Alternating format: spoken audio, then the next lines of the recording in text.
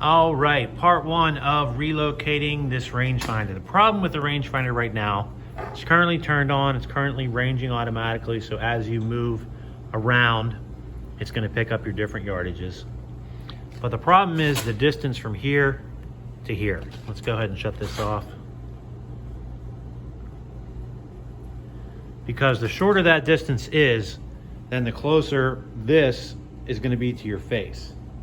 And what happened to me yesterday was that I had to range a deer, and just with the wall of the blind being right there, I had to pull in. Everything was all scrunched up like this. So that brought the face of that rangefinder closer to my face, and my left eye was super fuzzy. And that just wastes time trying to be able to read those numbers. So what I wanna do is take this little adapter here, and this is either an Amazon or an eBay item. And I wanna mount it onto the front of the scope like this, getting this piece as far forward as possible, which will get my rangefinder as far forward as possible. And that will get the distance from the rangefinder numbers to my left eye to be farther, and I should have no problem at all reading that number while looking through the scope without having to move my head or anything like that. Also, what I wanted to mention is that what I started doing, since I used to have a Leupold Vendetta, with the Vendetta, what they want you to do is they want you to set your crossbow mounted rangefinder parallel with your scope.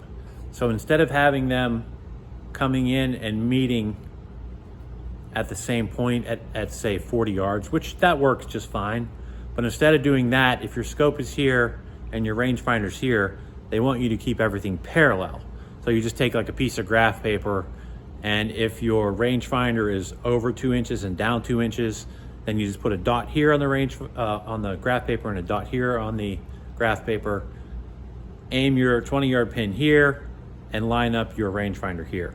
So since that is what they do with the Vendetta, I started doing that with the LaserWorks LE032.